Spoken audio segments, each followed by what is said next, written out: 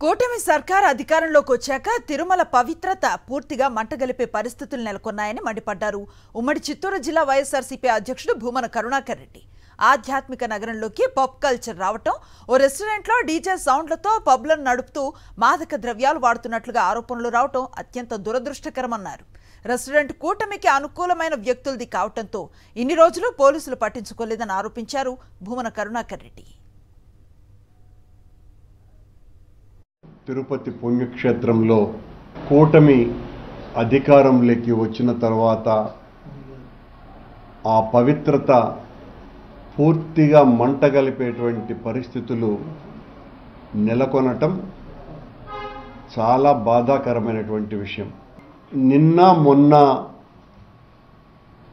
ఒక ప్రముఖమైనటువంటి వార్త, ఈ ఆధ్యాత్మిక నగరిలో పబ్ కల్చర్ వచ్చింది.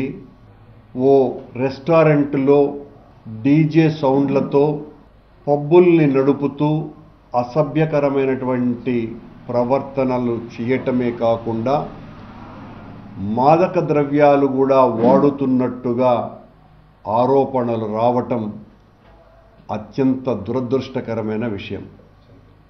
దీని మీద నిఘా లేకపోవటము, అది చాలా పలుకుబడి కలిగినటువంటి వ్యక్తులది అవ్వటము, కూటమికి అనుకూలమైనటువంటి వ్యక్తులది అవ్వటం మూలంగానేమో ఏమాత్రము కూడా పట్టించుకోకుండా పాత్రికేయ మిత్రులు వెలుగులేకి తెచ్చిన తరువాతనే దాని మీద పోలీసు అధికారులు కూడా స్పందించటం జరిగింది.